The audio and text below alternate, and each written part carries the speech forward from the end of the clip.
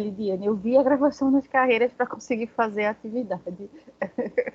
Mas que bom, pelo menos conseguiu, né, ter acesso, e isso mostra que vocês, quando puderem, vão poder assistir a aula, vão poder também tentar, e a gente vai ver aqui agora a... É verdade, seja dita, verdade.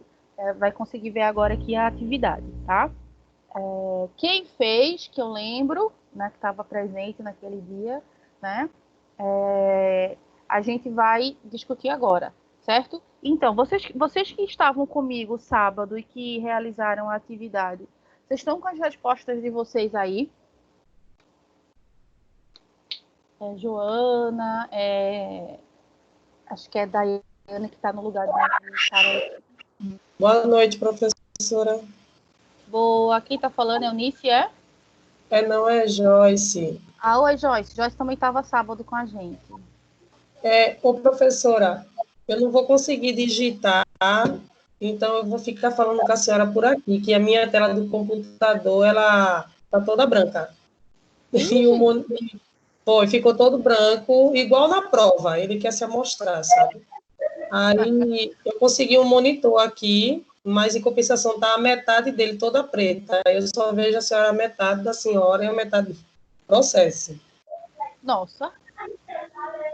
Aí eu consegui conectar. Se juntar os dois, não fica bom, né? Um tá todo branco, outro tá metade preto, metade... Só a graça. Tá bom. Então, ó, quem realizou a atividade, certo? Não se preocupe, eu não vou corrigir que está certo e está errado. O que eu queria é que vocês realmente tentassem realizar a atividade.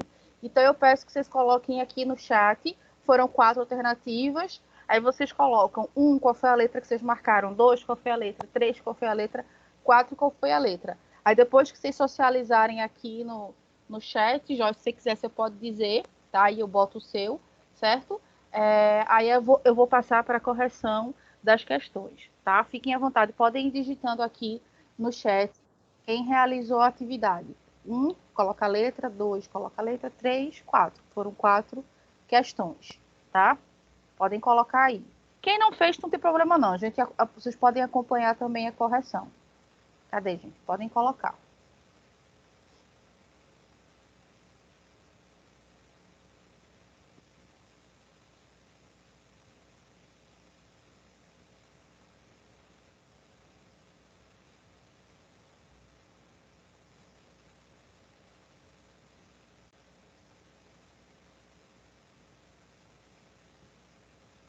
Estou recebendo aqui Sabrina, Eunice,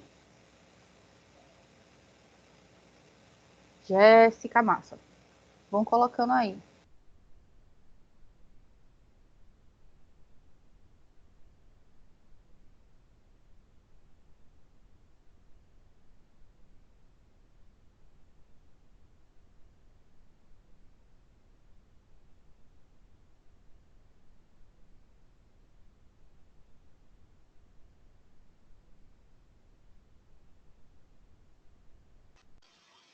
Professora, consegui um espaço na tela aqui que eu consigo ver a metade de onde eu estou escrevendo. Agora, um texto não dá para escrever, não, viu? Vou ter que falar com a senhora por aqui mesmo. Pronto. Então, eu vou digitando o seu, certo? Diga para mim, a primeira, você marcou o quê? D de dado. Certo. A segunda, você marcou o quê? A de avião. Terceira, você Passei o dia marcou o todo quê? hoje dando aula assim. A terceira, 3, C. D de dado também? Não, C. D de casa. E a 4? D de dado. D de dado. Pronto, eu vou mandar aqui, aí o meu você entende que é o seu, tá, Joyce? Mandei aqui as suas alternativas, ok? E aí a gente vai ver se está havendo uma predominância de letras. Deixa eu já ver aqui, né? Se está rolando uma predominância de letras. Mandei o seu agora. Deixa eu ver primeiro. Acho que o primeiro foi unânime. O primeiro acho que está unânime. Todo mundo marcou. Até agora todo mundo que me enviou marcou aqui, salvo engano, letra D. Então vamos. Isso. tá? Então, bora lá. Vamos partir para a correção da primeira questão, certo? Eu vou ler a questão para vocês, vou projetar ela aqui na tela para vocês, tá? E aí a gente lê todo mundo junto e vê se acertaram, se não acertaram, por que não acertaram. A Anelidiane disse que marcou bem na primeira, então vamos ver, pode ser, né? É tudo possível. Maia, sai da frente da luz, Maia. A minha gata tá na frente da luz, por isso que eu fiquei no escuro agora. Mas deixa eu compartilhar com vocês a minha área de trabalho para a gente ler a questão. Esse aqui. Deixa eu ver se esse aqui.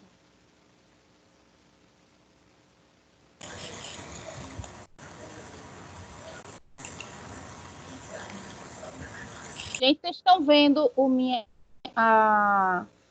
Word? Estão vendo o meu Word aqui, gente? Está. Pronto, então Agora vamos lá. você. Pronto, ótimo. Porque como eu fico aqui, eu não vejo o chat. Aí eu preciso que vocês me confirmem, né, falando. Mas beleza. Então, bora lá. O que é que dizia a primeira questão para a gente? O artigo 26 da Lei 9.394 de 1996, vulgo LDB, né, em vigor, afirma que os currículos da educação infantil devem contemplar a Base Nacional Comum Curricular, que é a BNCC, que a gente também já conversou um pouquinho sobre ela.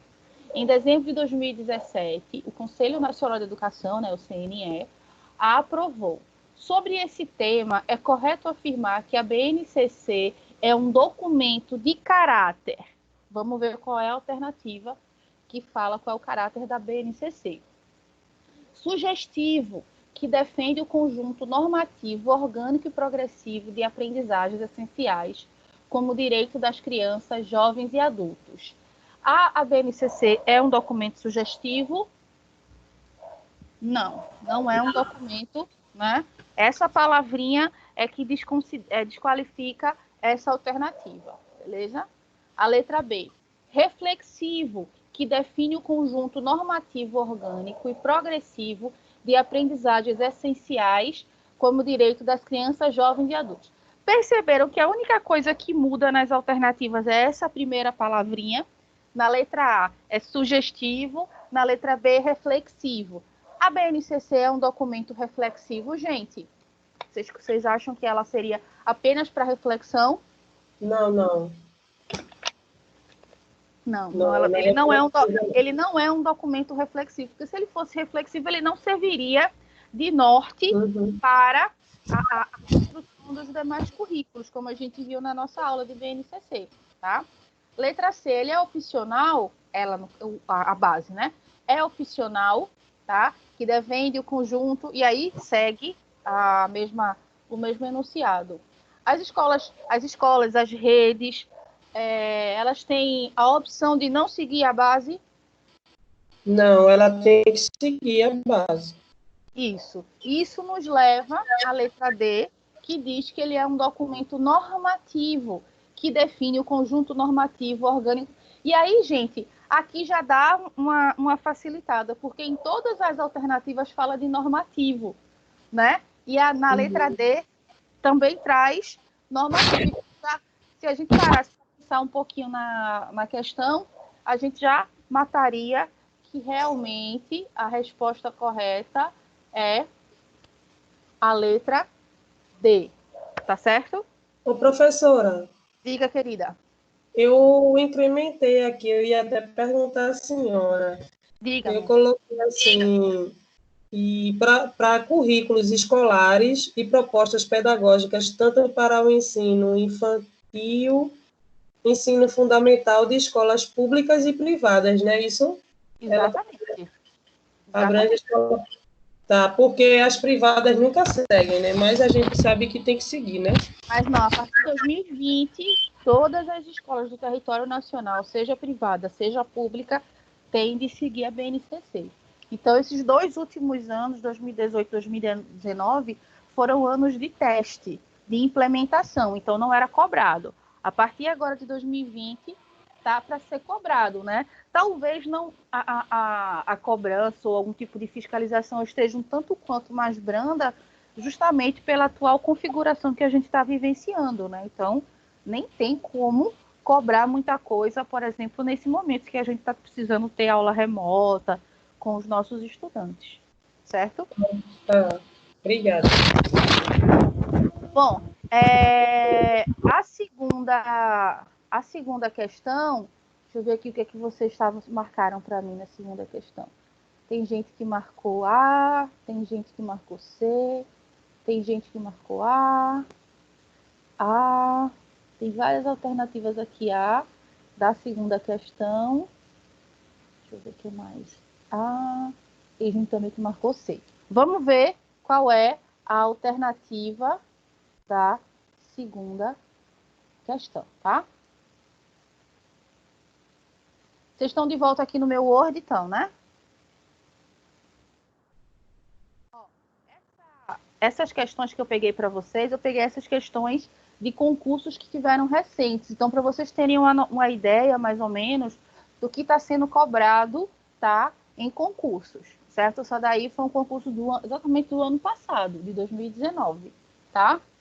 Diz o seguinte, né? Sobre as 10 competências gerais apresentadas na BNCC, é incorreto, ou seja, eu quero a alternativa, certo? Que não seja, não condiga com a BNCC, que esteja errada, tá? Então, tem que estar bastante atento a esses detalhezinhos do enunciado, certo? E já fica também, como vocês ainda não conhecem tanto ainda meu estilo de prova, porque a gente só teve aquela primeira, eu costumo também usar bastante a que não condiz, a que está incorreta, então é bom ficar bem atento, né, e atentas a esses detalhezinhos. Então, a segunda questão diz o seguinte, né, sobre as 10 competências da BNCC, é incorreto afirmar que, letra A, que foi a alternativa que a maioria de vocês marcaram, as 10 competências gerais devem ser desenvolvidas pelos alunos a partir do ensino fundamental, para assegurarem uma formação humana integral, tendo em vista a construção de uma sociedade justa, democrática e inclusiva. Tá linda essa alternativa, não tá? Não parece que ela está correta? Mas, como a maioria de vocês realmente percebeu, essa alternativa ela está errada. Alguém consegue me dizer por que essa alternativa ela está incorreta? Ô, professora, a minha eu circulei a partir do ensino fundamental, Exatamente, Joyce. porque a senhora tinha falado de 5 habilidades, né, desenvolvidas já na educação infantil, né? O meu, nossa, não é isso? Os 5 campos de experiência, os direitos de aprendizagem, ou seja, a BNCC ela aborda desde a educação, né, infantil até o ensino médio. Então, toda a educação básica, desde a educação infantil, desde a creche até o ensino médio, a base contempla. Então, esse detalhezinho aqui é o que torna essa alternativa errada, né? Essa expressão aqui, ensino fundamental. Se fosse ensino básico, ela estava certíssima, ok? Então, letra B. Uma das competências gerais é valorizar e fruir as diversas manifestações artísticas, culturais, né, das locais às mundiais, e também participar de práticas diversificadas da produção artística e cultural. Sim, essa é uma das 10. No ensino fundamental, as competências específicas de área estabelecidas por cada área do conhecimento evidenciam como as 10 competências gerais se expressam nessas áreas. E a gente viu que, diferente da educação infantil, que os campos de experiência que definem quais serão, né, os temas trabalhados, a partir do ensino fundamental, cada componente curricular, português, matemática, geografia, história, ciências, enfim, cada um deles vai trazer as 10 competências gerais, mas também vai ter suas próprias competências, tá? Então, a letra C também está correta. Letra D. Competência é a mobilização de conhecimentos, habilidades, atitudes e valores para a resolução de demandas complexas da vida cotidiana, do pleno exercício da cidadania e no mundo do trabalho. Isso é a definição que está na base do que é competência, certo? Então, a letra D também está certa. Ok, gente? Então, a alternativa que vocês teriam que ter marcado, se vocês estivessem fazendo essa prova aqui, tá? Era a alternativa A. Ok? Então, vamos ver aqui agora. Alguém contesta alguma coisa das alternativas, gente? Tem alguém discordando de alguma coisa? Terceira questão. Bom, se não, então vamos embora. Estou vendo aqui que a terceira questão, muita gente marcou letra C. Bastante gente marcou letra C. Acho que quase todo mundo marcou letra C na terceira questão. Bastante. Então, vamos lá. Vamos para a terceira questão, certo? Estou gostando de ver, certo, vocês conseguindo resolver tudo bem direitinho. Vocês são feras, tá? Então, bora lá. Terceira questão. De acordo com o artigo também de concurso, tá? De acordo com o artigo 26, parágrafo 8º da LDB, a exibição de filmes de produção nacional constituirá componente curricular complementar, integrado à proposta pedagógica da escola, sendo a sua exibição obrigatória por, no mínimo, 2 horas mensais, né? Ou seja, trabalhar com produções nacionais, produções brasileiras, tá? Corroborando essa perspectiva legal, Morin, em 2004, né, ao tratar de novos espaços de atuação do professor com as tecnologias, defende uma nova sala de aula, mas bem equipada e com atividades diferentes. Por exemplo, a utilização de vídeo na escola, né? E para Morin, o vídeo e as outras tecnologias devem ser utilizadas para, letra A, substituir, aí a gente já viu que já começa errado, né? Substituir a aula expositiva nas falas do professor da turma. Jamais um filme, né, um vídeo vai substituir a aula do professor, tá? Então, a letra A não é. Letra B. O professor não ficar sobrecarregado durante a aula, certo? Vocês acham que é isso que o vídeo vai trabalhar, um filme vai trabalhar para aliviar um pouco o trabalho do professor? Bom, a gente sabe que em alguns casos a galera apela um pouquinho para nesse sentido. Não estou muito afim da aula hoje, joga um filme. Mas esse não é o sentido que a LDB está trazendo para a gente, tá? Então não é a letra B. Letra C. Inserir a escola na modernidade educativa e do mundo do trabalho. Essa foi a alternativa que a maioria de vocês marcou, né? Será que é essa? Vamos ver as próximas. Letra D. A organização da aprendizagem e a busca de novos desafios e sínteses. Ô, professora. Oi, Joyce, diz. Para mim apareceu errado, então as opções. Por quê? Tá como para você? O meu tem 2 As. Sério? Sério. Oxi. Sério. A minha letra C, no caso, na minha letra C, porque apareceu para mim, fica assim. Oi. É o meu que está ecoando. Oi, diga. A minha letra C fica a organização da aprendizagem e a busca de novos desafios. E sínteses fica assim. No caso, a sua é a letra D. Pois é. Exatamente. O de todo mundo está assim, então.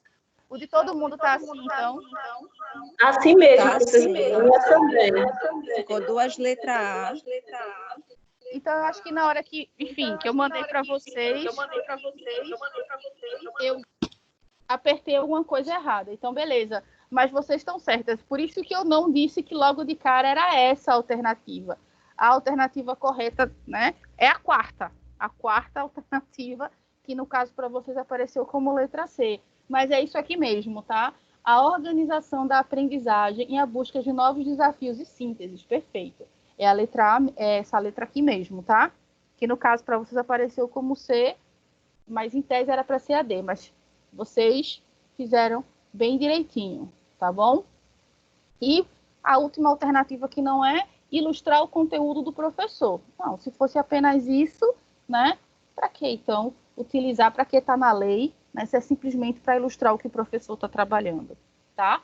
tem que ter um porquê da gente escolher trabalhar com determinada temática e, como ele sugere aí, trabalhar com produções, né, brasileiras, até porque para a gente poder valorizar a nossa cultura, valorizar, né, a nossa arte, ok? E a quarta e última questão, deixa eu ver aqui o que foi que vocês marcaram na quarta questão. Letra D, letra D, letra D, letra D, letra D. Tem alguém que marcou C também? Está oscilando entre C e D. Então, vamos ver qual é a alternativa correta, tá? Então, bora lá. A LDB estabelece que a educação tem por finalidade o pleno desenvolvimento do educando, seu preparo para o exercício da cidadania e sua qualificação para o trabalho, e que o ensino público, tá, deve ser ministrado com base na gestão democrática. Gestão democrática é um tema que é muito forte dentro da LDB, certo? Assim, a democratização na escola passa, né, necessariamente, vamos ver as alternativas. Letra A, pelo envolvimento dos pais e responsáveis pelos alunos na realização de festas e comemorações, tendo em vista arrecadar recursos para as reformas necessárias. Vocês acham que é essa alternativa? Será que a gestão democrática diz respeito tão somente a festas e comemorações dentro da escola?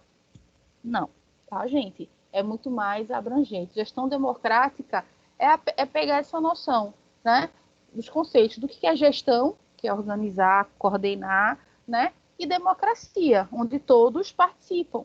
Então, gestão democrática é o momento em que todas as pessoas que fazem parte, né, do universo escolar, né, todos os indivíduos, né, como ele fala aqui da escola pública, desde a moça, da tia da cantina, da copeira, até o gestor, a gestora, isso, a comunidade escolar também está diretamente envolvida com a escola, tá? Todos têm que ter participação no processo. Então, essa letra A.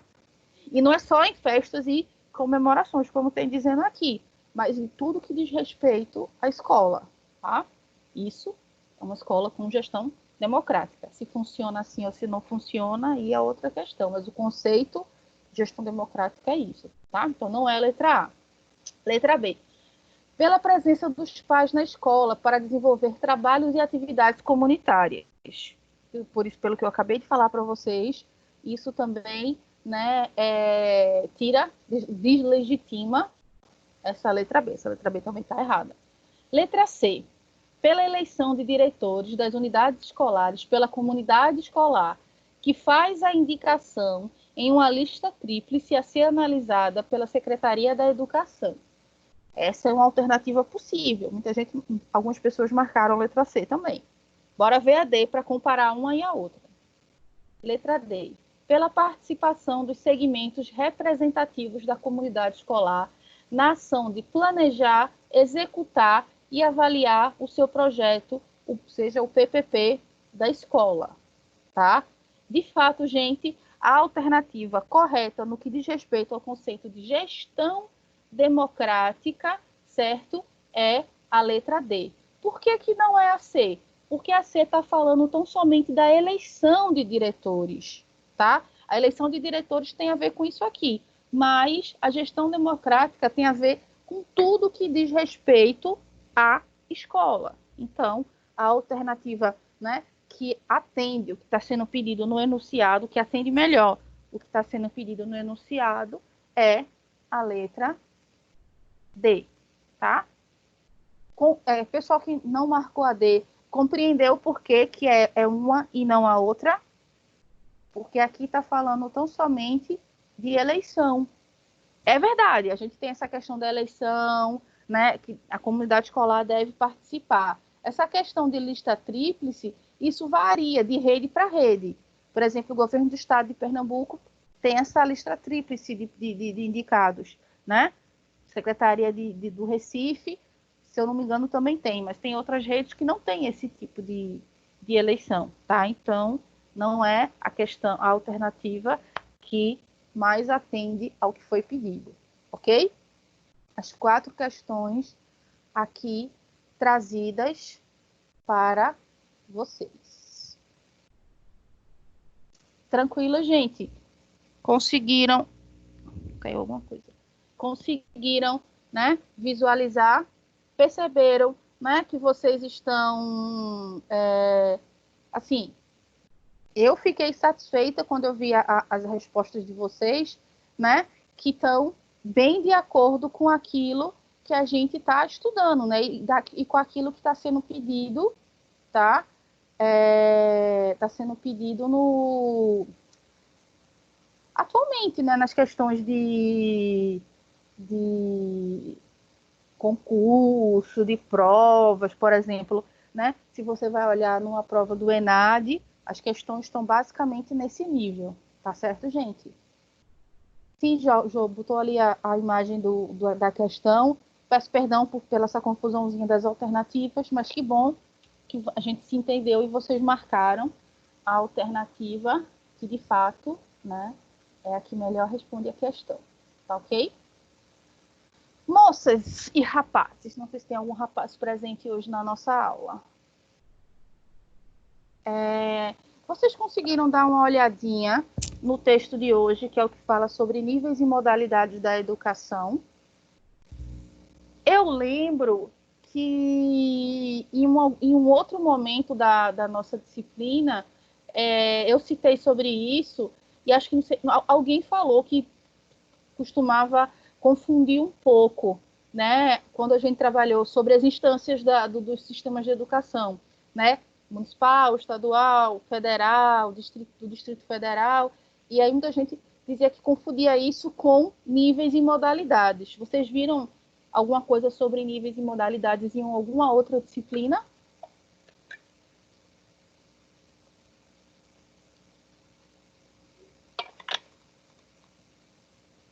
A pessoa está falando aqui no chat que sim, né? Então, assim, é bom porque aí eu vou trazer um complemento, porque esse é um conteúdo, né, que diz respeito à questão da estrutura e funcionamento, né, e a própria questão. Eu acredito que vocês devam ter visto esse assunto em organização e legislação da educação, não foi? Vocês pagaram essa cadeira já? Organização e legislação da educação. Semestre passado, não foi isso, Joana? É que acaba que essa disciplina, ela é uma continuação, certo? Do que a gente vê em organização e legislação. Tanto é que antigamente era eu que trabalhava com essas duas disciplinas, tanto é que eu trabalhava na sequência. Aí no semestre passado, por algum motivo, eu não fiquei, né, com organização, tá? Mas aí Selma parece que já vai me botar de volta. Então, no próximo semestre, o pessoal do segundo período já vai ficar comigo em organização e legislação da educação. Mas bora lá, eu preparei aqui um slide bem sintético, justamente pensando no que vocês tinham me dito, que vocês já tinham visto alguma coisa sobre esse conceito. Então, eu vou compartilhar aqui com vocês o slide, tá? Para a gente conversar um pouquinho. E ao final, de novo, a gente vai ter uma tarefinha de casa. Nossa, já estou em casa, né? Tarefinha de casa para vocês fazerem. Mas aí vocês vão ter um prazo maior do que o que foi no do sábado. No sábado vocês tinham só o prazo do dia mesmo para realizar as 4 questões. Nesse vocês vão ter um prazo um pouquinho maior. Estrutura e funcionamento, níveis e modalidades disso. Já vai aparecer aí para vocês na tela, tá, gente? Só um minutinho, que ele vai carregar aqui a apresentação.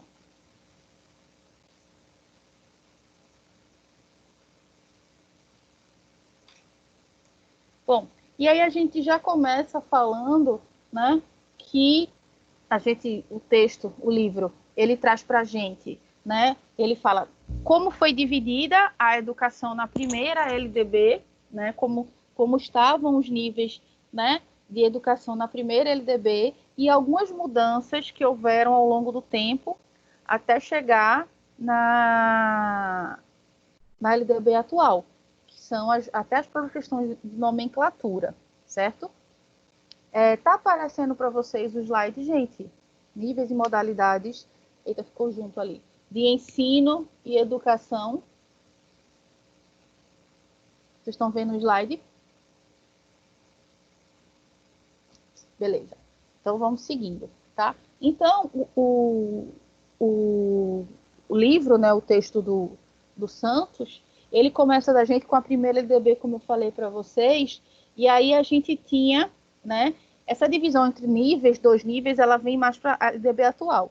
Na primeira LDB, né, de 1961, ela divide, né, os níveis, e aí vocês saberem a diferença entre níveis e modalidades, para não misturar, tá?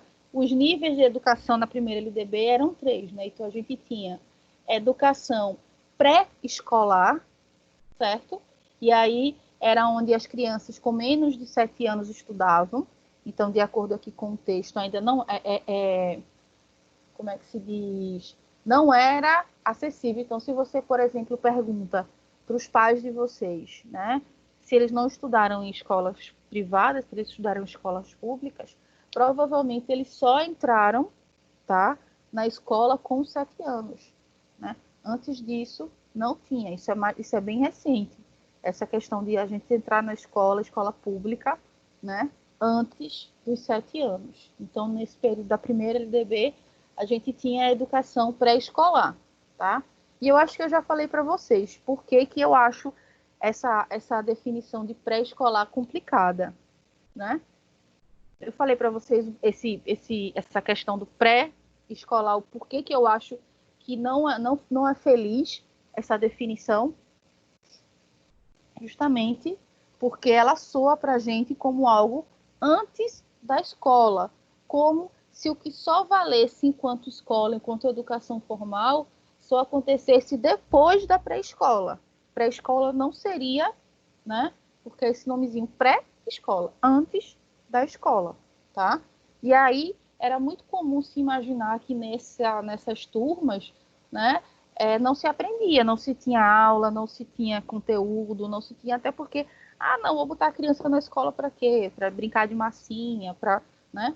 E não sabem essas pessoas que tinham essa opinião, o quão rico é essa experiência, né? Principalmente no que diz respeito à sociabilização, né, dos indivíduos, tá? Então, a gente tinha educação pré-escolar com os menores de 7 anos de idade, e aí depois a gente tinha o ensino primário. Vocês lembram dessa expressão, ensino primário? Fulaninho estudou só até o primário. Meu avô só fez até o primário, né? Que era uma expressão comumente utilizada. E aí o ensino primário que ele chama aqui tinha duração de 4 anos, tá? Era justamente que pegava ali a faixa etária das crianças que iam de 7 aos 11 anos, né? Que é justamente o que a gente conhecia como primeira, segunda, terceira, quarta e quinta série, isso mesmo, tá? E aí a gente vinha... Oi, alguém quer falar? É que nesse período a gente só conseguia entrar na escola pública quando tinha 7 anos, né? Era isso? Isso, exatamente. Porque para a gente ter uma educação infantil era privado. Porque eu lembro que meus pais me colocaram numa escola pequenininha e eu só fui para uma escola maior. Então, eu entrava com 7 anos, eu lembro. Kátia, tu é tá denunciando idade aí, vice, Kátia. Pois é, né? Mas eu posso falar também que eu também passei por essa situação semelhante. Bom, e depois a gente tem o ensino secundário ou médio, né? Que faz o ensino secundário, que a gente costumava falar antigamente. E aí o ensino secundário, ele juntava, tá? 2 períodos, que era justamente o ginásio, que era justamente, aí entrava sexta, sétima, quinta, sexta, sétima e oitava, certo? Antigamente, quinta, sexta, sétima e oitava, exatamente. 4 anos, e o que ele chamava de colégio ou ensino colegial, que era os 3 anos. Primeiro colegial, segundo colegial, terceiro colegial, que é o que a gente conhece hoje como ensino médio, né? E por muito tempo, principalmente na época do regime militar, existia vontade muito grande de todo o ensino colegial ele ser profissionalizante, né? Mas isso não durou, então com o passar do tempo e com a nova LDB, né, caiu um pouco. Oi? Quando a gente terminar o colegial, a gente poderia fazer opção, ou o curso de contabilidade, ou da professora, que agora é Magistério. magistério. Eram dois cursos técnicos que a gente poderia fazer só. Saía do ensino médio e a gente fazia isso. A própria escola já tinha já essa questão. A escola é pública, né? Porque a escola privada falando, né? não se preocupava muito com a questão da profissionalização, que é o que a gente está vendo hoje, né? Muito forte, de novo, essa volta, né, de uma valorização do ensino profissionalizante, principalmente no ensino médio, né? Com a difusão dos ETEs, que eu acho extremamente positivo, mas eu não acho, eu já falei isso para vocês, que deva ser a única opção. Eu acho que o jovem, principalmente o jovem da classe, né, C e D, que é a nossa classe, ele deveria ter a opção de querer fazer um curso profissionalizante técnico, né, ou fazer um curso médio, né, um ensino médio acadêmico, né, voltado para ele prestar, né, um vestibular ou realizar um Enem da vida para galgar uma graduação superior, tá?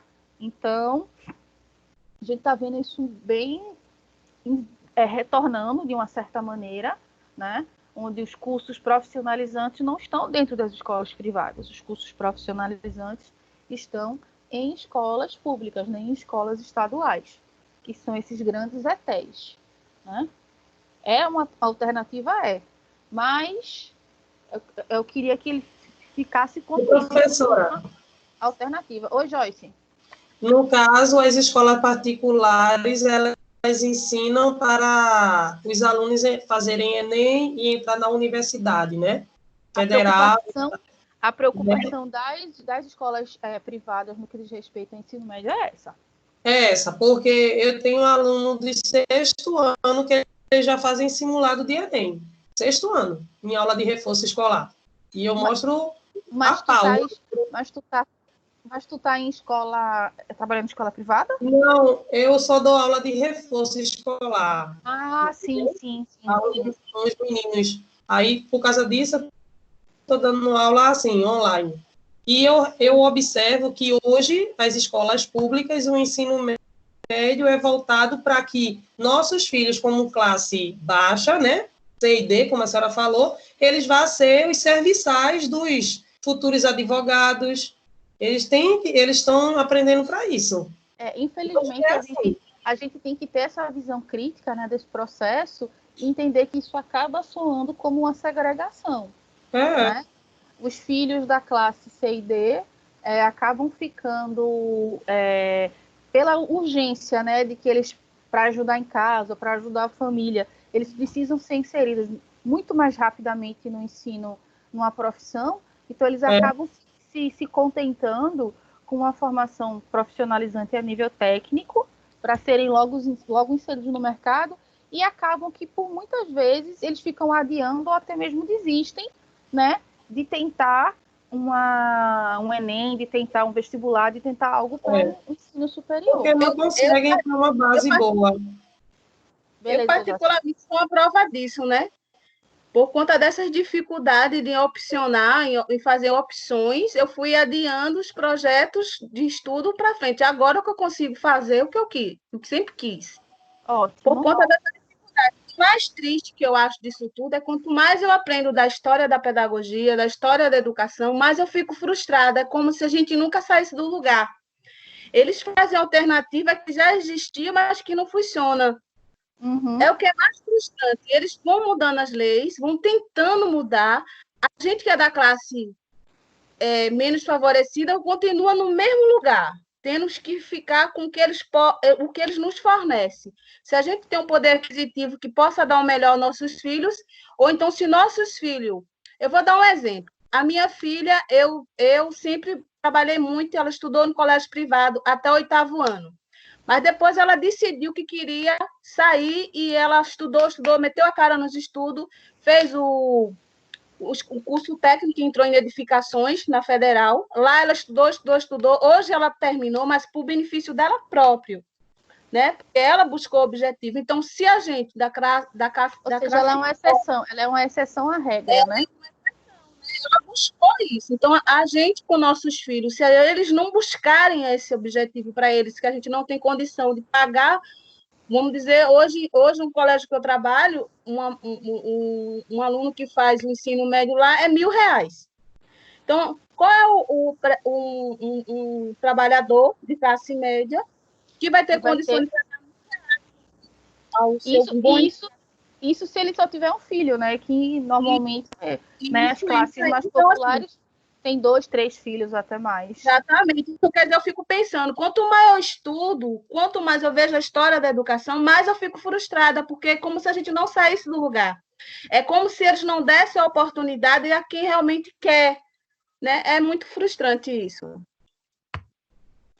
Acaba que é mesmo. É aquela máxima, né? Informação, conhecimento, dependendo, acaba deixando a gente muito mais frustrado. Isso eu lembro muito de uma filósofa bem famosa, a Lisa Simpson, né? Que é a filósofa, assim, né? A Lisa Simpson do desenho dos Simpsons, né? Ela dizia, né, que os ignorantes é que são felizes, porque eles não têm acesso ao conhecimento, então eles não se indignam.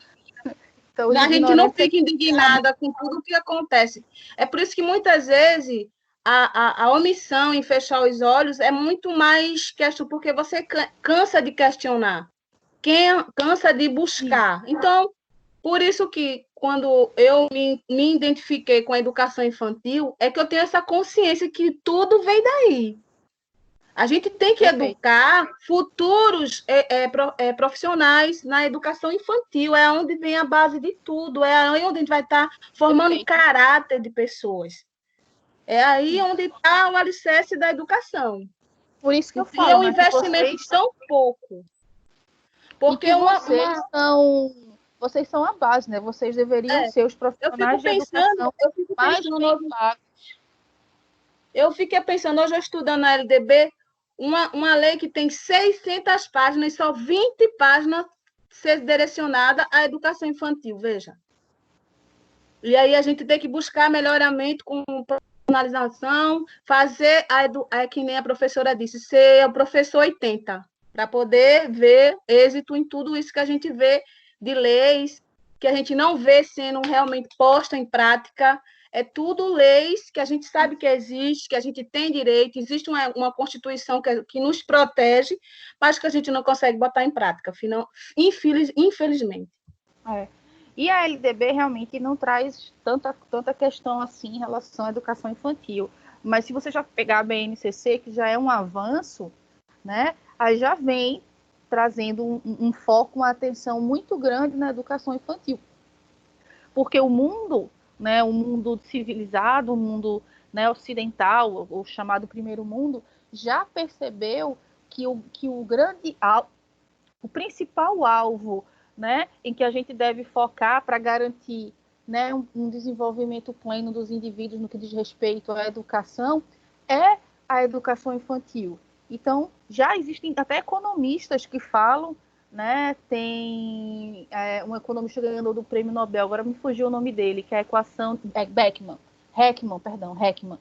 Ele é um economista americano e ele criou uma equação onde ele diz que a cada dólar investido na educação infantil, ele é americano, ele faz o cálculo em dólar, a cada dólar investido na educação infantil, eu vou ter um retorno, eu enquanto governo, enquanto sociedade, vou ter um retorno, né, uma economia, melhor dizendo, de $7 no futuro. Por quê? Porque se eu começo na educação infantil, uma educação, né, de qualidade, formando aquela criança, a tendência é que ele vá levando esse aprendizado e vá sendo potencializado ao longo da vida escolar dele, e aí a sociedade economiza, por exemplo, no que diz respeito à saúde, no que diz respeito à segurança pública, no que diz respeito à própria a questão de drogas, né? Então, tudo melhora se eu trabalho bem direitinho, né, a minha educação infantil. Eunice levantou a mão. O que é que você quer falar, Eunice? Boa noite a todos. Professora, eu estava escutando a fala de vocês e fiquei pensando, porque, já que a gente está no processo de aprendizado de formação, por que então a gente espalhar uma perspectiva, uma ideologia de mudança, de mudar a educação a partir da base, já que vão ser futuros professores? Porque se a gente for esperar pelo governo, a gente sabe que a tendência, como Kátia viu, é continuar na mesma. Mas se cada um criar em si esse desejo, eu vou fazer o melhor, eu vou para a escola pública e eu vou dar uma educação melhor, eu acredito que a gente muda a história. A gente E assim, muda a educação de muita gente. Inclusive faz parte da minha preocupação enquanto, já vou te dar a fala, Joyce, enquanto professora de professores, né, de futuros professores, eu ressalto o tempo todo isso, né? Muitas vezes o sistema, ele acaba, como Kátia falou, né, deixando a gente um tanto quanto decepcionados, um tanto quanto frustrados, mas que, de fato, cabe a nós, né, enquanto professores de educação básica, principalmente vocês, de educação infantil e anos iniciais,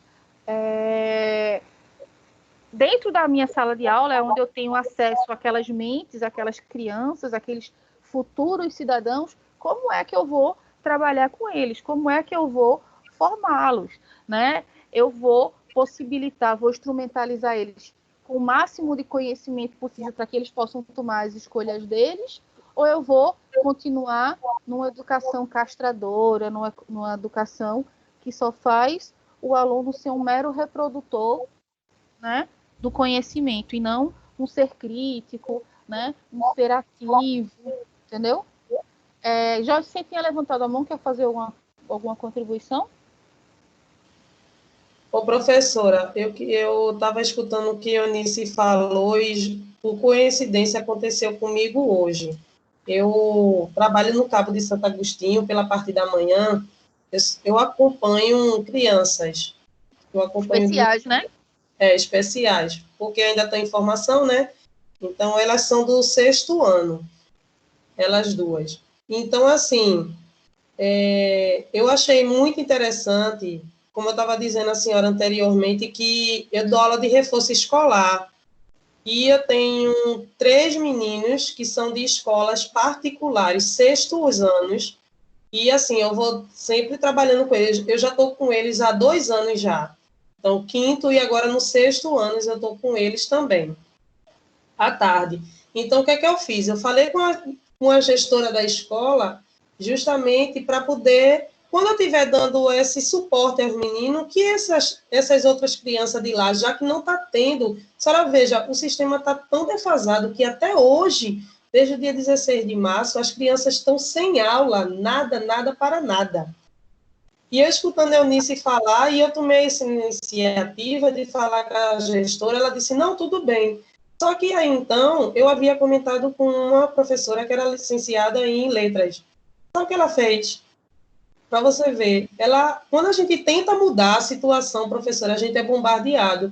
Ela simplesmente pegou, foi falar com a gestora da escola, e a gestora da escola já mudou de ideia hoje, pediu, disse, não, Joyce, não precisa fazer mais nada com eles, não, deixa esse negócio para lá, que é para não prejudicar lá para frente mais, a Secretaria da Educação não bater de frente com a gente. Veja que situação. É difícil, né? Muito provavelmente essa professora, enfim, ela não quis. Ela nem né? faz.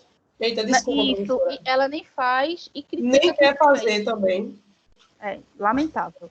É muito ruim mesmo. Quando a gente quer mudar, é muito complicado, viu, professora?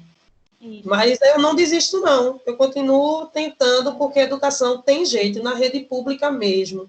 Porque eu vim de rede pública, minha mãe, meus pais, e foram bem-sucedidos e disseram para mim, não desista de lutar, não desista de sonhar. Então, é nisso que a gente tem que pensar, que a gente tem que mudar, né? Perfeito. Esse sistema. Perfeito. Kátia, você quer falar alguma coisa? Essa fala de Eunice também, que nem Jorge falou, que a gente vivencia isso. No privado também tem isso. No infantil tem uma professora que ela se destaca muito em relação a ser a professora 80, é inovar, mas ela é barrada pela instituição.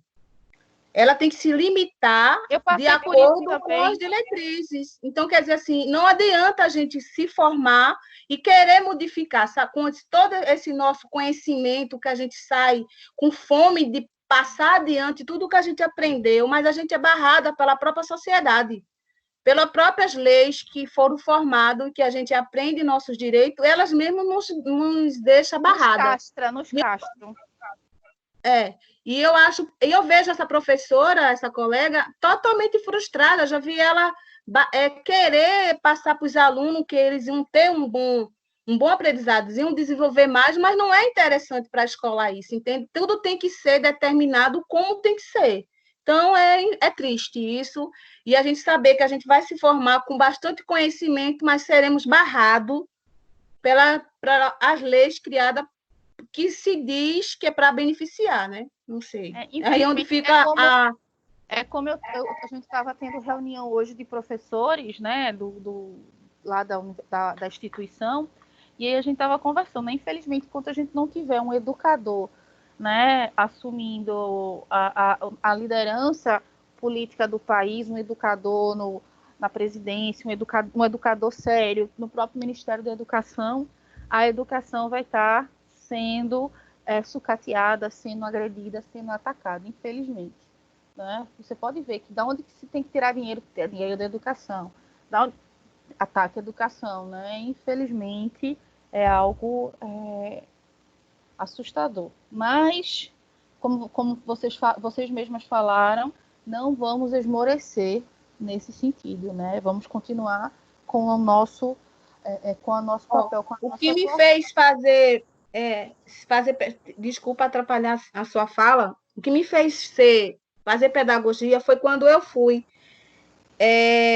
delegada, que tem o Vicomude, né? Que onde os sindicatos eles organizam isso na comunidade, onde ele faz metas, né, para poder modificar e melhorar a educação. Uhum. E aí você vê aquela quantidade de professores, de delegados, que supostamente vão fazer por onde melhorar toda a educação. E aí a gente vê só política e sabe que ali não vai sair nada, que só é questão de visar. A gente fica escutando entre eles o comentário e a conversação, e aí a gente vai absorvendo tudo aquilo e chega a ser muito frustrante. Entendi. Então, assim,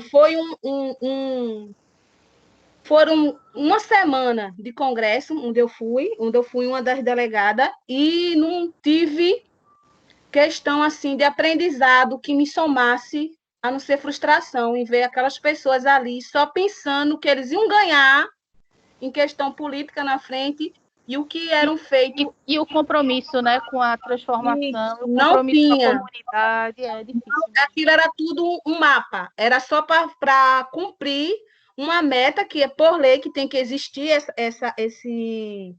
esse convite, né, que é onde a comunidade tem que estar envolvida, os pais têm que estar envolvidos, onde forma delegado, onde forma comissões, mas é tudo isso somente para formalizar uma meta da Secretaria da Educação, porque não funciona.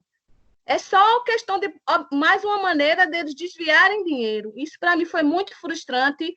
E na aula do professor, no segundo período, quando o professor Zenildo falou sobre isso, né, essa questão, aí é que eu tive consciência de quando eu me envolvi nisso, eu só fui mais uma pessoa manipulada para que eles pudessem não se envolver. Então, mas assim, foi muito frustrante para mim. Mas agora você está se munindo de outros conhecimentos. Agora sim.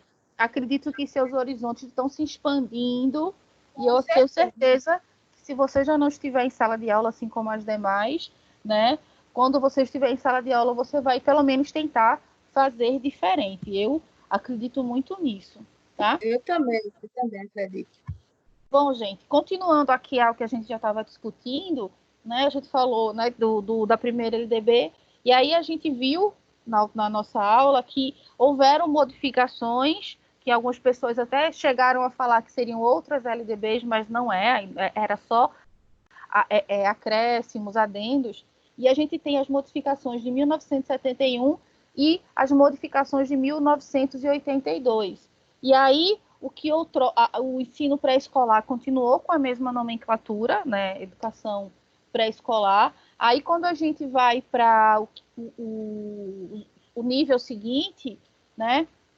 O que outrora era chamado de ensino primário, passou a ser chamado de ensino de primeiro grau, que vai juntar tanto o ensino primário quanto o ginásio, certo? É o chamado primeiro grau, que era o que ia desde a primeira série até a oitava série, antigamente. Eu acredito que muitas de vocês estudaram dentro desse formato. Eu estudei, né, no formato de primeiro grau e segundo grau, que é justamente o que a gente entende hoje, né, por ensino médio, né? O antigo colegial passou a ser chamado de segundo grau.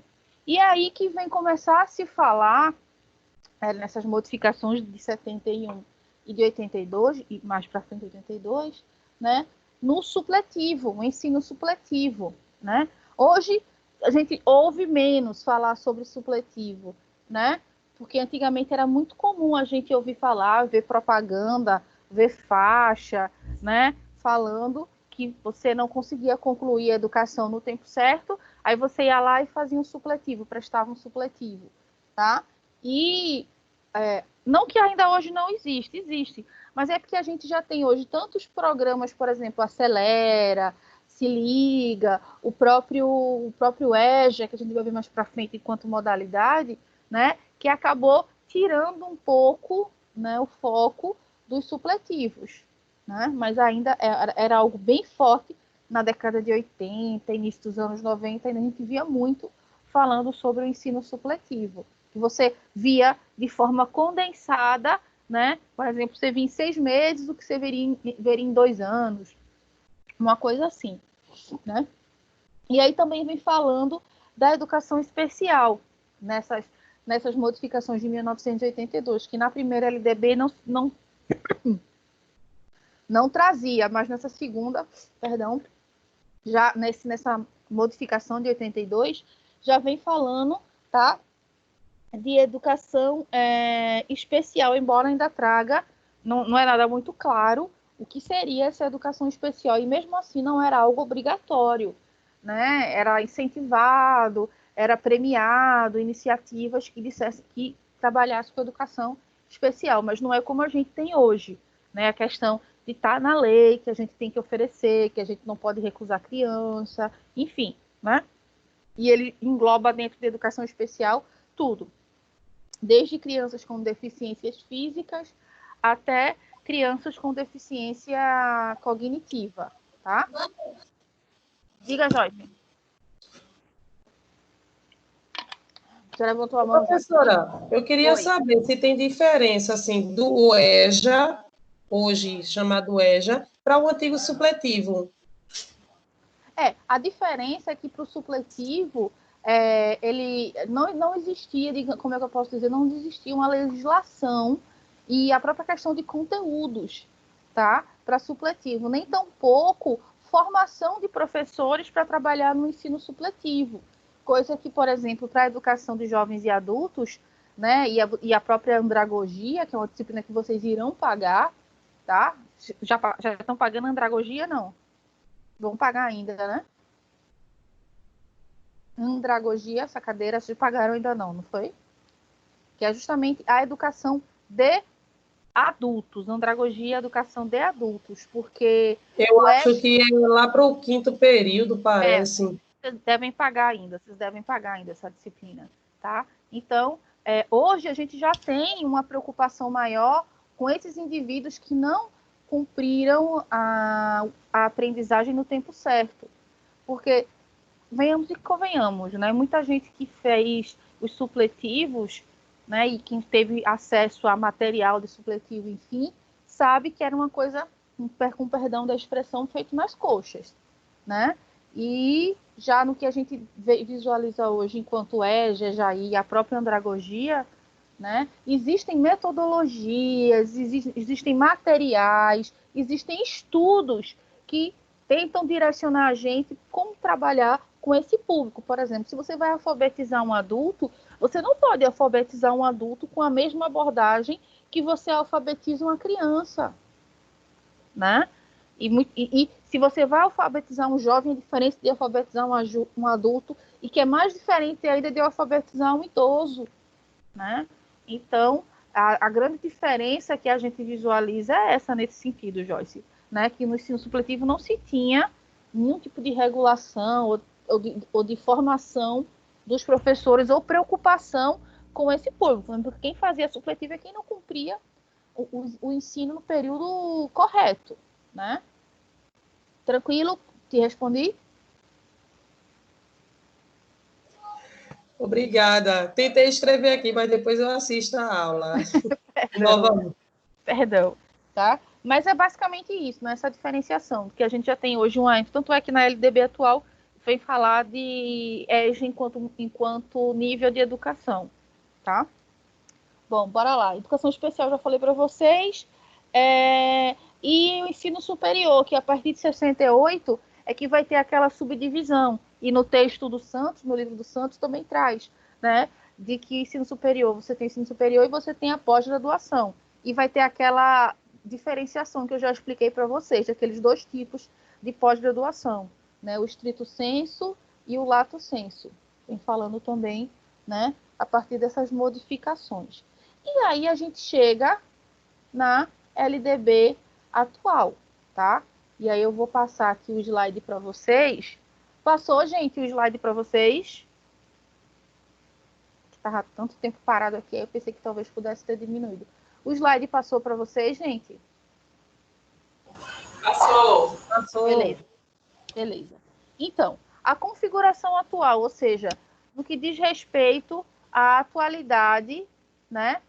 A gente está seguindo, né, como a gente já viu, né, nas aulas sobre questão constitucional e a própria LDB, né, a gente viu que as grandes modificações que a gente tem em educação hoje, elas foram decorrência dessa Constituição, da Assembleia Constituinte, né, que escreveu o nosso Código de Leis, né, em 1988. E aí a gente vai ter uma emenda constitucional, né? A emenda constitucional número 14, tá? Que ela é de setembro de 96. E é justamente ela que vem falar da importância da LDB, que aí é aprovada em 20 de dezembro de 1996 e entra em vigor, né? A partir de 1997. E aí a gente vai ter o Plano Nacional de Educação, que é um PNE, né? Que ele é aprovado em 2001. Então vejam que a preocupação com a educação no país, com o sistema educacional, com o sistema de ensino, né, com um plano de educação, tudo isso é fruto da Constituição de 88, tá? E aí, outra questão que também a gente tem que levar em consideração é a criação, né, e a implementação do ECA, né, que é o Estatuto da Criança e do Adolescente, é outro marco importantíssimo que diz respeito à educação, e as questões das constituições e as leis orgânicas estaduais e municipais, que também foram agregando importância ao que diz respeito à educação, tá? E aí, qual que são as funções das leis que estão lá na LDB? Eles estabelecem as diretrizes e bases e as normas para a organização e gestão da educação no país, né? Vimos isso enquanto definição ou para que servia a LDB. Define as ações e políticas a serem efetivadas, visando garantir o acesso, não só o acesso, mas a permanência do aluno, bem como, olha aí, a gestão democrática e a qualidade do ensino. Então, a gente não simplesmente tem que garantir que todas as crianças e jovens e adolescentes tenham acesso à educação. A gente também tem que fazer com que eles permaneçam, ou seja, lutar contra a evasão, tá? Então, a LDB também legisla sobre isso, tá? E essas leis, elas são fundamentais à regulamentação do sistema educacional brasileiro. A gente também já viu isso sobre o sistema educacional. No que se refere às políticas, aos programas, às ações e financiamentos das diferentes etapas da educação básica. Então, está lá na LDB também as questões de din-din, de dinheiro, da onde vem que dinheiro, para quê? certo? A questão do Fundeb e a questão de outras fontes, tá? E aí a LDB de 96, como a gente já viu, ela ratifica os preceitos da Constituição, ela reafirma os preceitos, aquilo que a Constituição já disse, detalhando, né, os níveis e modalidades, olha aí, que compõem a educação nacional. Também traz na LDB a forma de organização do sistema de ensino no país, que foi o que a gente viu, aquilo, né, municipal, estadual, federal, que é da União, Distrito Federal, que níveis de ensino diz respeito a cada sistema de ensino, tá? Traz também as competências de cada ente federado, ou seja, de novo, os municípios compete o quê? Os estados compete o quê? Aquilo que a gente já viu, tá? E os direitos e deveres dos profissionais da educação, que é o que a gente vai ver na próxima aula. E, claro, as formas de financiamento, tá? O din-din. Tudo isso que eu estou falando para vocês, gente, está aqui também no livro do Santos, certo? Então, esse livro, depois, se vocês puderem, né, em algum momento da formação de vocês adquirirem, ele é bem abrangente no que diz respeito à questão estrutural da nossa organização. Não só ele, como o outro texto que a gente vem utilizando, que é o texto do Libânio, tá?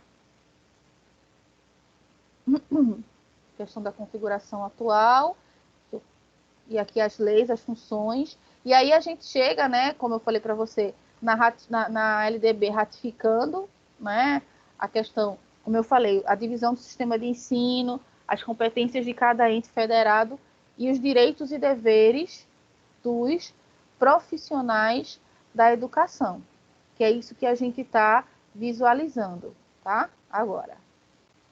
E aí, quando a gente fala de organização da educação, esse esqueminha aí, ele é bem didático para vocês, tá? Então, de acordo com a LDB atual, tá, gente? A gente tem 2 níveis. Mas se abaixa, mãe. A gente tem 2 níveis de educação, do que a gente chama, né, da educação como um todo, que é a educação básica e a educação superior. Então, a educação básica é toda aquela educação que a gente chama escolar, que vai desde a educação infantil até, né, o ensino médio. E depois disso, a gente tem o ensino superior. Então, essa tabelinha aqui, ela está bem explicativa para vocês. Quando eu encontrei, eu falei, essa aqui tá massa. Aí peguei para mostrar para vocês. Então, a educação básica, o nível de educação básica, ela se subdivide nesses 3 subníveis, que é a educação infantil, e aí a educação infantil já tem a sua subdivisão, que diz respeito à creche. Então, na creche, ficam crianças de 0 a 3 anos. Aí vocês me perguntam, mas crianças de 0 a 3 anos, elas aprendem, tem conteúdo para elas trabalharem, tem sim, né? Não sei se alguém aqui já teve a experiência de trabalhar com creches, de trabalhar com educação infantil nesse modelo, né? Mas, por exemplo, eu já visitei algumas creches da rede municipal do Recife e é impressionante, gente. Existe planejamento, existe como é que eu posso dizer? Cronograma de atividades para as crianças com meses de idade, com um pouco mais de 1 ano de idade, já existe todo um planejamento pedagógico, né? Ó, tem pessoas aqui que já trabalham com educação infantil. E eu fiquei impressionada, realmente.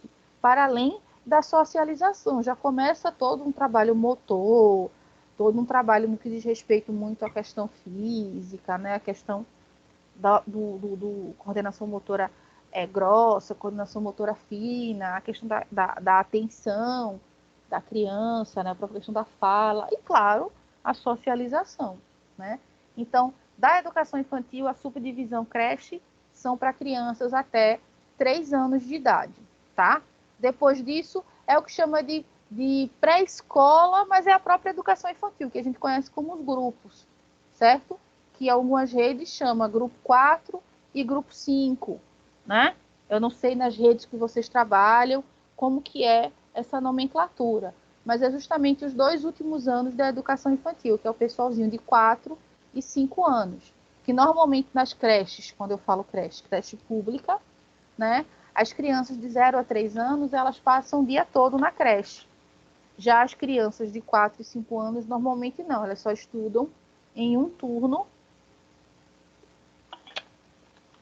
nas creches, isso na questão pública, tá?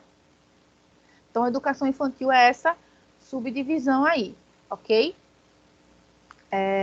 Ensino fundamental, tá? E aí o ensino fundamental, ele vai justamente dos 6 anos de idade, ou seja, a criança terminou a pré-escola, terminou lá o grupinho 5, aí vai para o ensino fundamental no primeiro ano.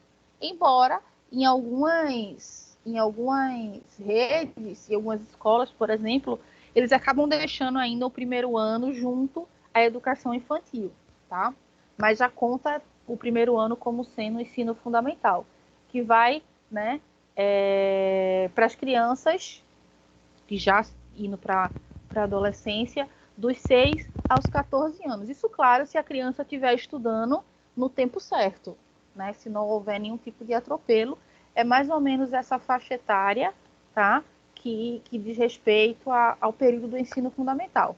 E o ensino fundamental ainda se subdivide, que aí nesse esquema não tem, mas que vocês sabem, que é o Fundamental 1 e o Fundamental 2, né? Fundamental 1, também conhecido como os anos iniciais, que é do 1º ao 5º ano, né? Hoje se fala 1º ao 5º ano, antigamente era alfabetização, 1ª, 2ª, 3ª e 4ª série, então hoje é do 1º ao 5º ano, e o Fundamental 2, ou anos finais, que é justamente do 6º ao 9º ano, tá? E ainda tem o 3º subnível da educação básica, que é o ensino médio, que já foi chamado de colegial, que já foi chamado de 2º grau, agora ele é chamado de ensino médio, tá, gente? E aí ele vai justamente para os adolescentes de 15 a 17 anos. Então, a gente imagina que a vida escolar de um indivíduo, né, se ele não quiser seguir carreira acadêmica, por exemplo, fazer um curso superior, né, é de 17 anos que a gente, né, desprende de energia para educação, para a escola, educação formal, certo? Mas aí, imaginando, né, que um objetivo de muitos é um ensino superior para adquirir uma formação, e aí a gente tem o 2º nível de educação, que é o ensino superior, tá? E aí o ensino superior, ele vai se subdividir, tá? Em 2, que é o ensino de graduação, que é esse que vocês estão fazendo agora, tá? E pós-graduação. E aí ele estipula aqui que esse ensino acontece a partir dos 17 anos, acima dos 17 anos. Aí vocês podem querer me perguntar, Ju, mas quanto tempo dura o ensino superior? Aí vai depender do curso que você está fazendo, se você vai querer seguir para uma pós-graduação estrito sensu ou lato sensu, isso varia muito. Mas vamos pensar, né, que vocês estão fazendo aqui 4 anos de curso superior, né? Vocês vão querer fazer um mestrado, então mais 2 anos, totalizando 6. E vão querer fazer um doutorado, que eu sei que vocês querem ir longe.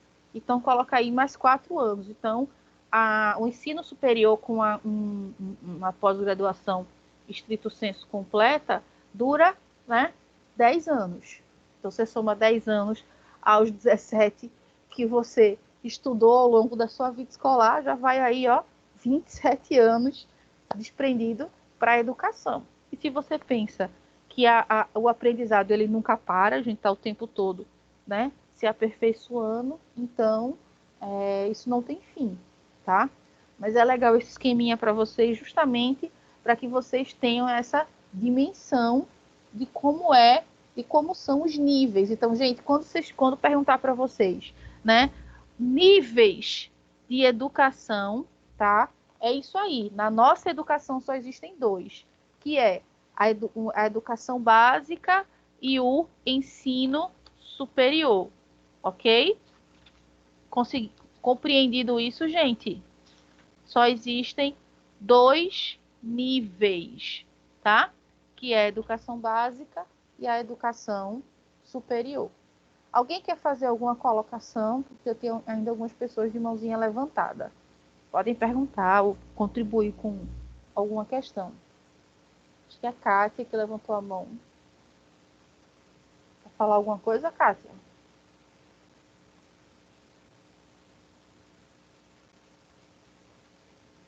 Kátia?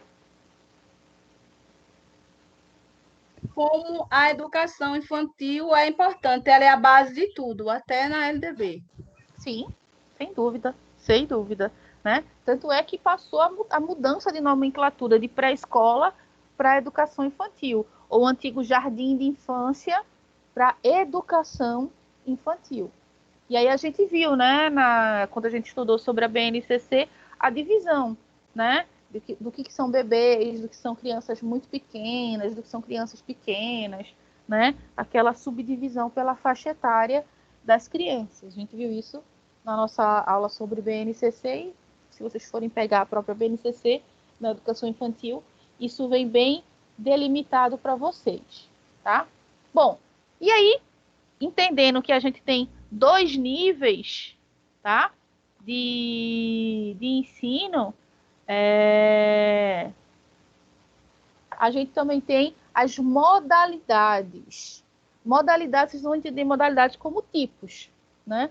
Tipos de educação. A gente tem a educação tida como normal ou regular, que é justamente essa, que se divide em educação em ensino fundamental, em educação básica, em ensino superior, que é o que a gente chama de ensino regular, e aí a gente tem outras modalidades, e é quando a gente entra aqui, com a educação de jovens e adultos, que está contemplada na segunda LDB. Tem falando dela em 2 artigos, o artigo 37 e artigo 38 da LDB, direcionados, né, pelo foco da educação de jovens e adultos. E assim, eu acho isso massa, né, ter essa preocupação com a educação desse pessoal, né? Mas o ideal é que a gente nem precisasse ter, né, uma modalidade de ensino para jovens e adultos. Por quê? Por que eu acho que não deveria ter? Porque o ideal é que a gente não precisasse, né, ensinar pessoas que não aprenderam no seu devido tempo, tá?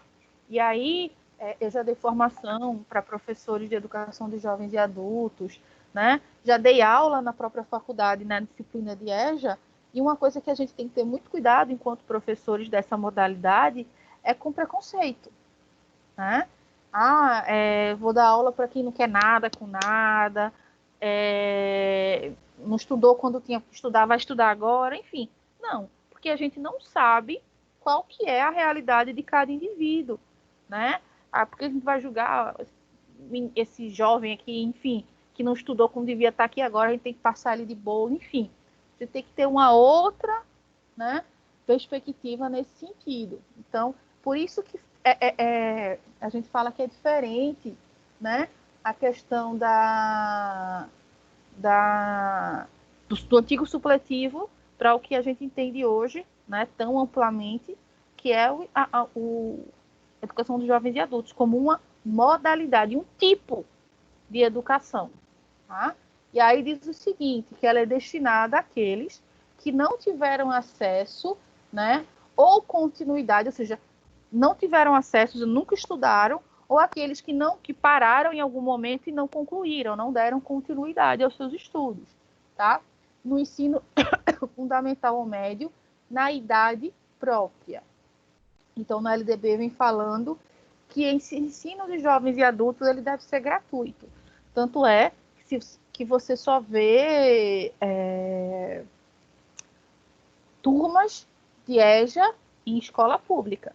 Você jamais vai encontrar uma turma de EJA em uma escola privada, porque muito provavelmente um dos principais motivos que leva as pessoas a não estudar no tempo certo é a questão financeira, né? Muitas vezes os jovens precisam começar a trabalhar logo para poder ganhar dinheiro, isso acaba interferindo no estudo, enfim, uma série de questões que perpassam, entre outras coisas, pela questão da economia, tá? Da questão financeira, melhor dizendo. Nelidiane tinha levantado a mão. Você ainda quer tirar alguma dúvida? E a própria Kátia também. Estou vendo agora que vocês estão com a mãozinha levantada aqui.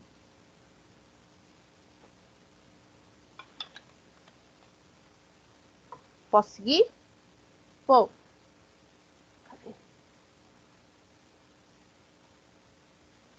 Cadê? Ela pôs aqui no chat. Deixa eu ver o que ela escreveu aqui no chat.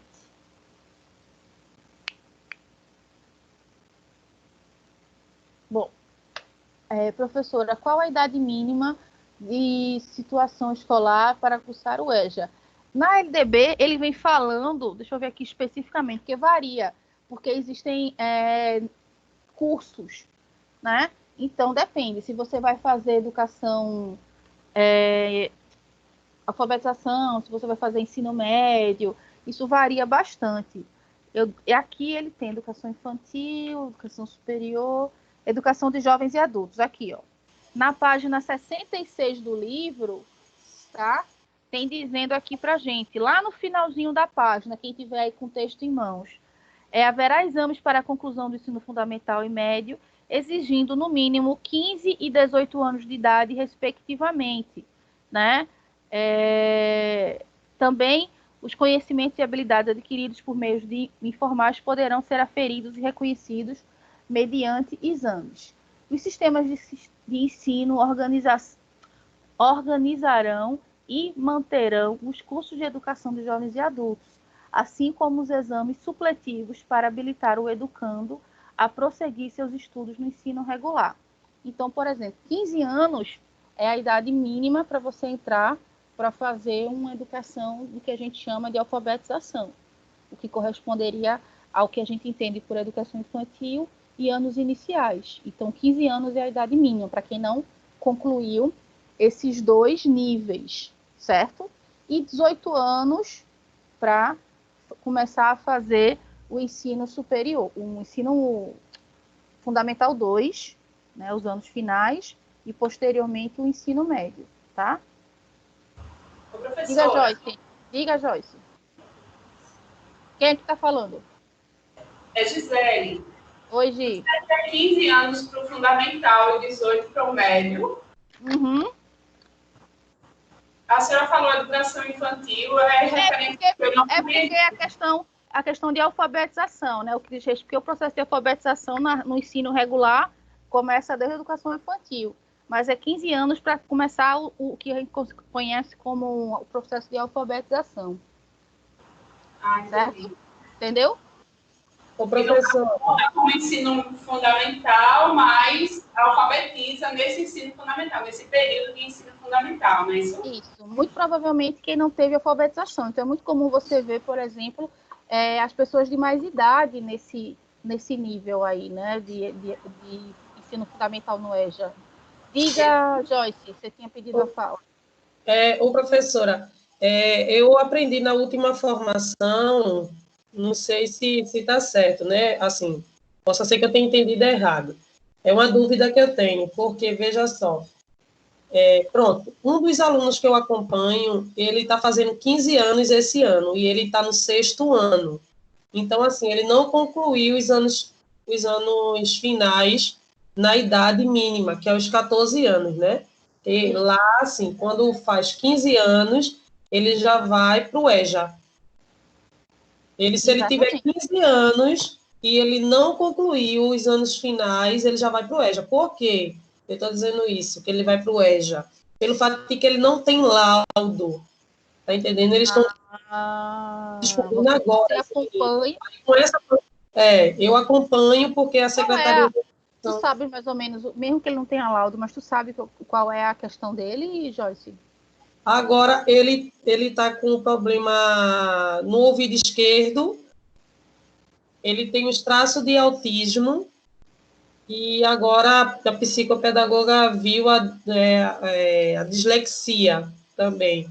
E o autismo ela não conseguiu identificar mesmo, pelo fato de que entrou a pandemia e tal, mas eles já estavam se preparando, porque lá tem todo um processo, né? Eu primeiro faço meu portfólio para entregar para eles, para a psicopedagoga que atua na escola, fazer o laudo dela, o portfólio dela, para encaminhar. Tá entendendo? Tem Para todo... poder sair o laudo dele reconhecendo que ele Isso. tem uma questão especial, né? Isso. Aí, isso é a minha dúvida. Quando chega, assim, 6º ano, 7º ano, o menino já vem com essa sequência de repetições. Vamos esquecer a parte do especial, né? Porque a gente sabe que com laudo tem que passar. Vamos esquecer esse lado aí, dos especiais. Quando a criança vem repetindo, o adolescente, no caso, vem repetindo, se ele chegar à idade de 15 anos, não terminou os anos finais, ele automaticamente já vai para o EJA, não é isso? Pois é. E aí, tem isso sim. Mas aí, tentando evitar, né, esse tipo de progressão, o que é que o Ministério da Educação tem feito, ou já vem fazendo? É justamente criando os programas, né? Como eu citei para vocês, o Se Liga, o Acelera, né? Que é justamente tentando, a palavra está falando, dar uma acelerada para ver se aquelas crianças, aqueles adolescentes que estão fora de faixa, eles conseguem progredir para tentar concluir, né, o nível de educação mais próximo da faixa etária dele.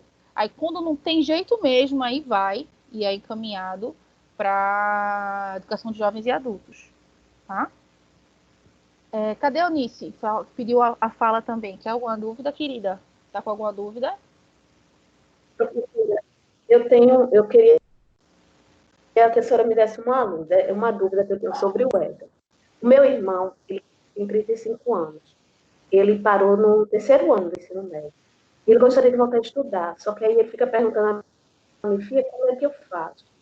Eu não quero fazer o ano todo. Tem como ele entrar no EJA? A senhora sabe me dizer? Tem como Ele pode fazer o EJA? EJA? Pode. Ou o Sim. supletivo, né? Mas acho que Ele cada parou vez no mais 3º ano. pronto, ele faz o EJA do que diz respeito ao ensino médio.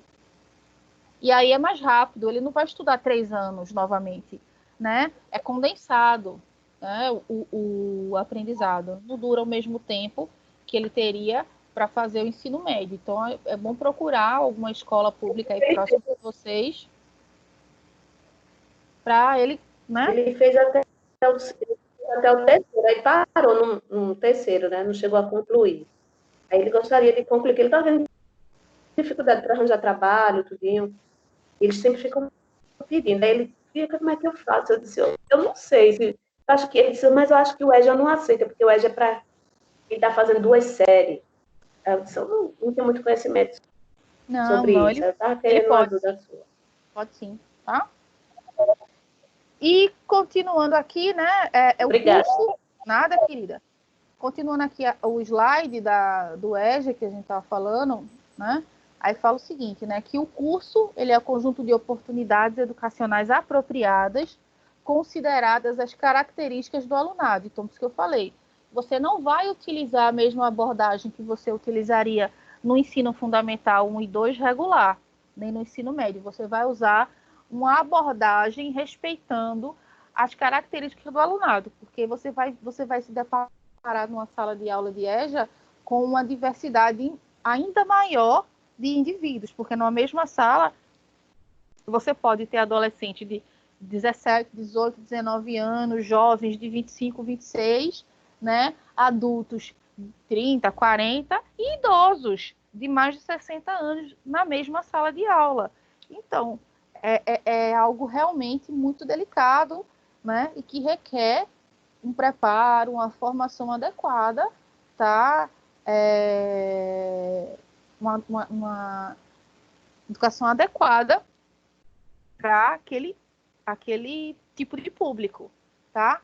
Cadê? Michelle estava perguntando aqui que em Pernambuco acho que agora só tem o Travessia. Não sei se eles aceitam fazer só o último semestre. Mas ainda tem o Se Liga, não sei se o Acelera ainda tem, mas o Se Liga ainda tem na rede municipal, a rede municipal do Recife. Eu não sei se em Camaragibe ou se em São Lourenço, no caso, onde vocês moram, né, tem esse tipo de programa. E na Lidiane, professora, quem curso EJA pode prestar concurso normalmente? Tipo, se o concurso for para nível médio e a pessoa concluiu, seja no EJA, seja no ensino regular, pode sim. A pessoa recebe, né, a ficha 19, né, igualzinha. Ou a ficha 18, ou a ficha 19, certo? Do mesmo jeito, tá? Tem algumas outras mãos levantadas. Deixa eu ver quem é que está querendo falar comigo. Eunice, Kátia e Nelidiane. Já sanaram as dúvidas de vocês?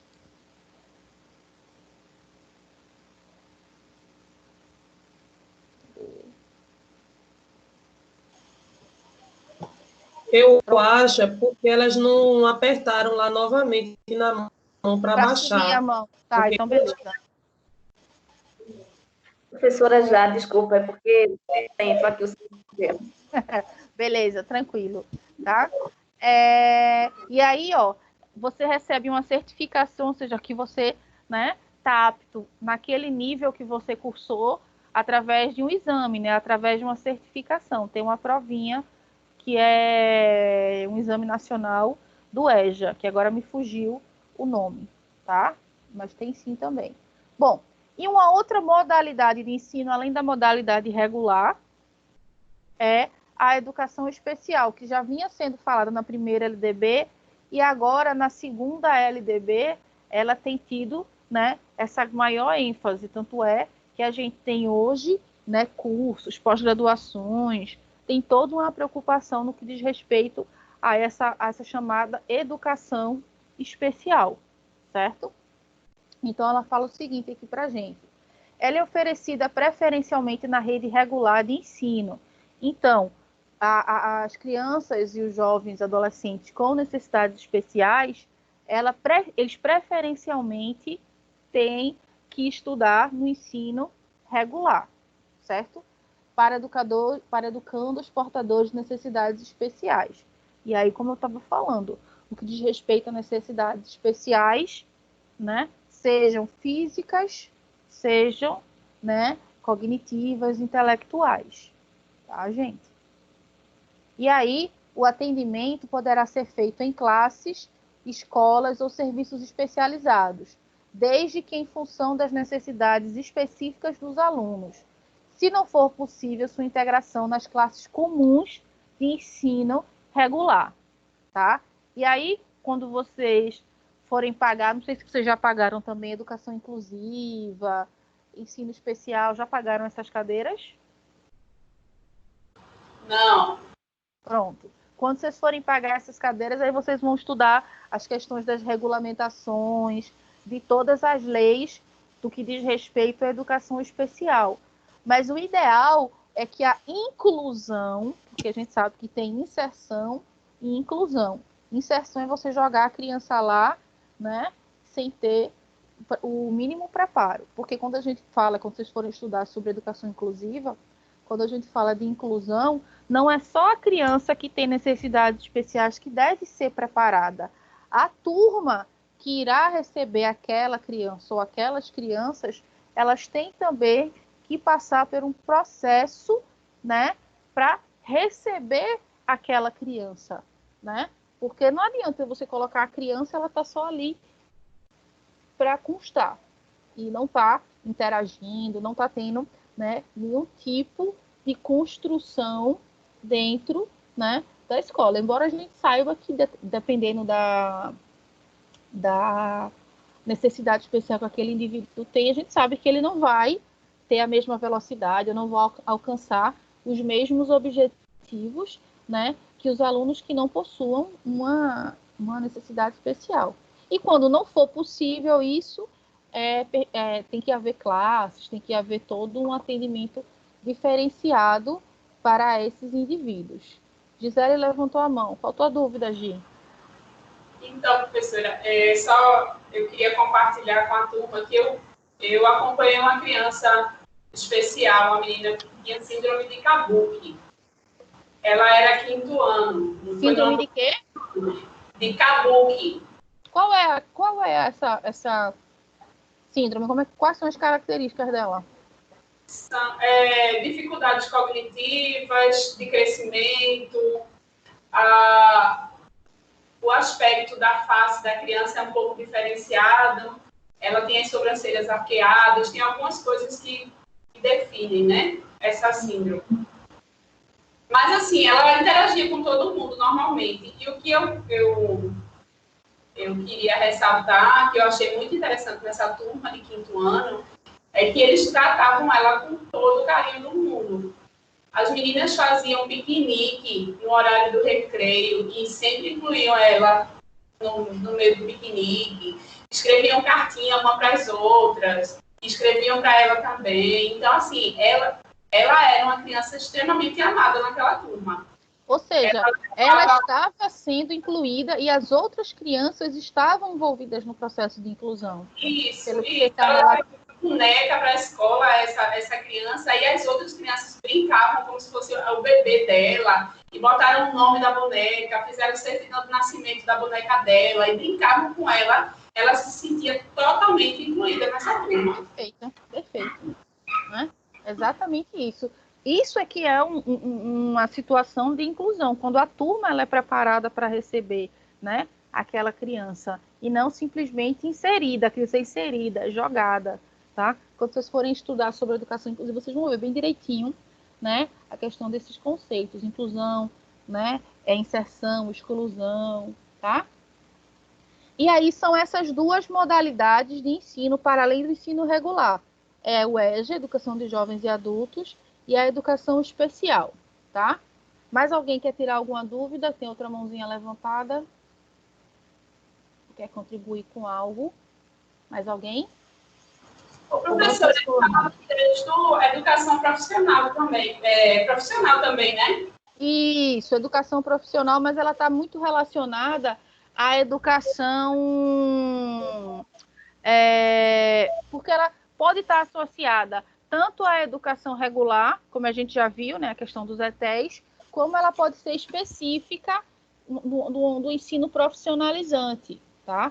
Então, para além de educação de jovens e adultos e de educação especial, tem essa educação profissional aí que você falou. A educação, ela não está aqui especificada justamente por isso, porque ela também pode ser considerada dentro da educação regular, mas ela é tida como outra modalidade de ensino. Perfeito, bem lembrado. Senai, Senac, né?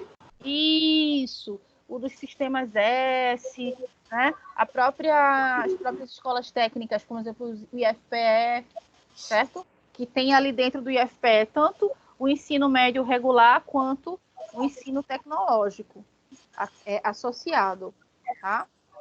Quem mais levantou a mão? Fui eu. Diga, Joyce. Sobre educação especial ainda. Diga, querida. Me tire uma dúvida. Fale sobre as instituições privadas. As instituições privadas, elas não podem negar a matrícula de criança nenhuma, por especificidade nenhuma. E, de acordo com algumas legislações, inclusive, a escola ela precisa custear um profissional, né, para trabalhar, dependendo, claro, da especialidade daquela criança, certo? Ou então dividir os custos desse profissional com a família da criança.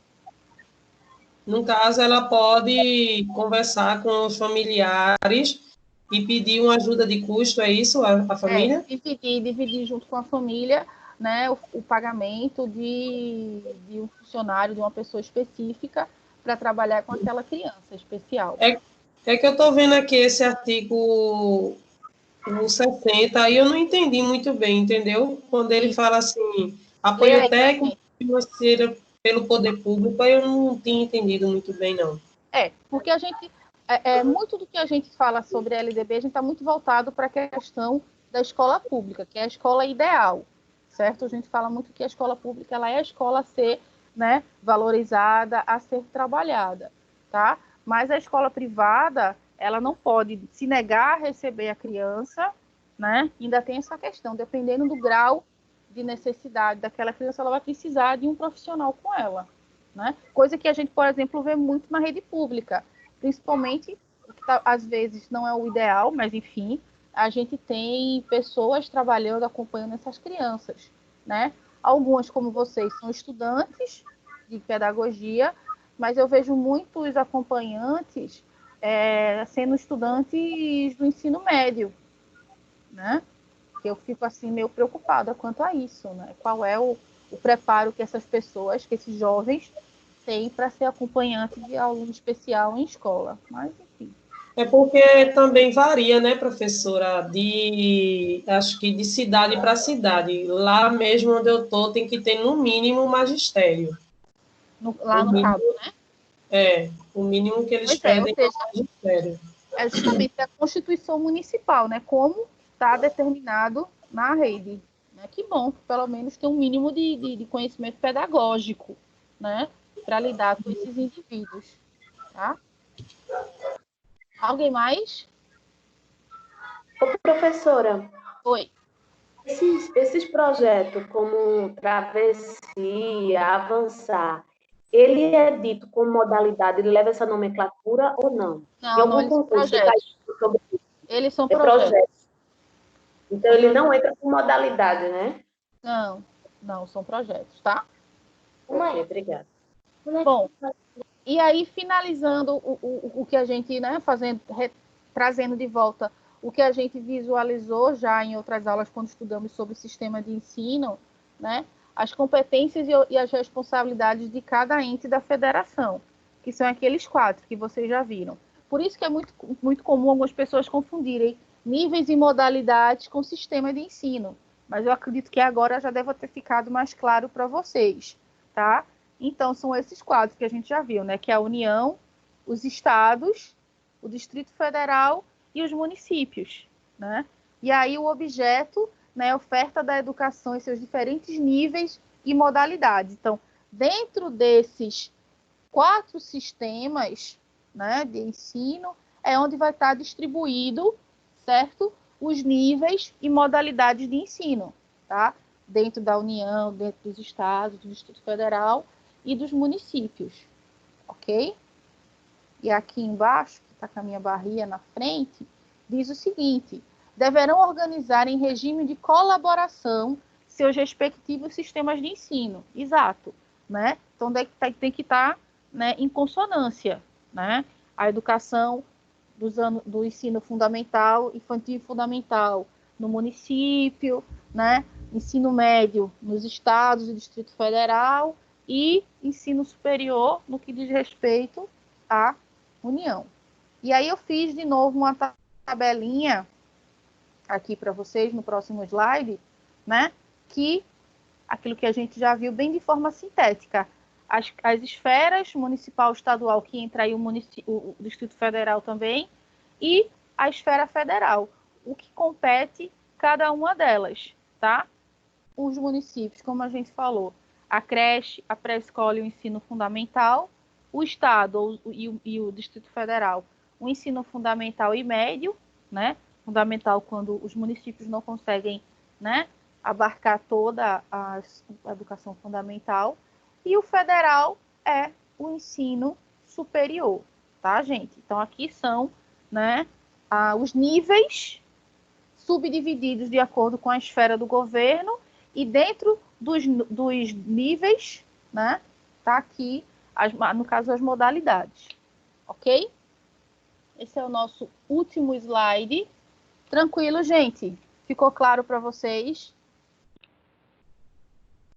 Alguém ficou com alguma dúvida, alguma questão, né, sobre o que a gente conversou agora, hoje, na nossa aula?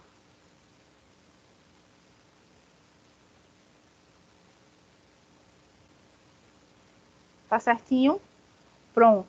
Eu separei para vocês, né, uma síntese, são 7 paginazinhas desse material aqui que está no livro.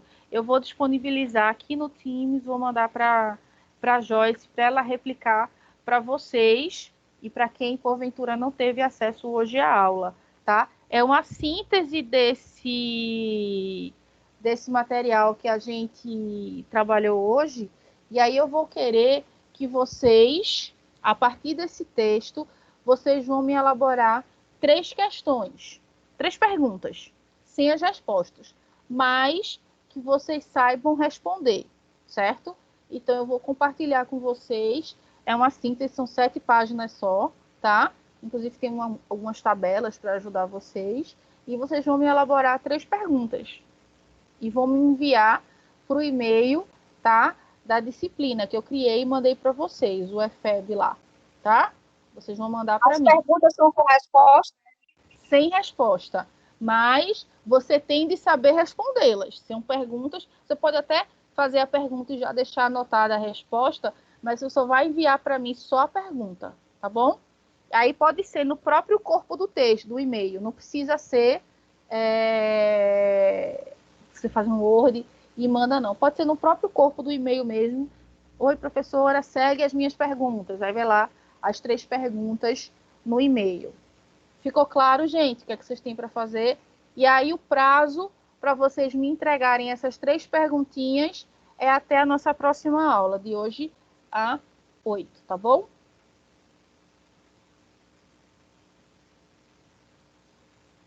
Ficou claro para vocês o que é para vocês fazerem? Sim. Professora. Oi? Ficou claro para mim. Pronto, ótimo. Pronto, ótimo. Porque aí qualquer coisa, se alguém perguntar para vocês, alguém que não esteve aqui presente, vocês sabem, né, dar essa orientação. Então, gente, caso vocês não tenham, né, nesse momento, mais nenhuma dúvida acerca do que a gente estava discutindo aqui, eu vou passar o material que vai dar uma reforçada nisso que a gente falou e também leiam, porque o texto está bem organizadozinho de acordo com lei, de acordo com a LDB. Então, por exemplo, para um estudo futuro, para um concurso, esse livro ele é muito bom nesse sentido, tá? Porque traz essas organizações, a questão de legislação bem certinha para vocês, tá bom? Esse livro é ótimo, é top. Ele é bem legal mesmo, ele é sintético e traz muita informação. Gente, bom, se não tem mais nenhuma dúvida, então eu vou desejando para vocês uma boa noite, vou já repassar a atividade, tá bom? E aí a gente vai se falando e a gente se encontra novamente na próxima terça-feira, beleza? Beleza, professora. Boa noite. A aula Então, foi ótima. ótimo. Então, um cheiro Amei para a aula, bem esclarecedora. massa. Cheiro para todo mundo, continuem se cuidando e cuidando dos seus, tá bom? Vou encerrar aqui a gravação e aí eu peço que vocês vão saindo da sala para eu poder salvar o vídeo, tá bom? Cheiro, gente.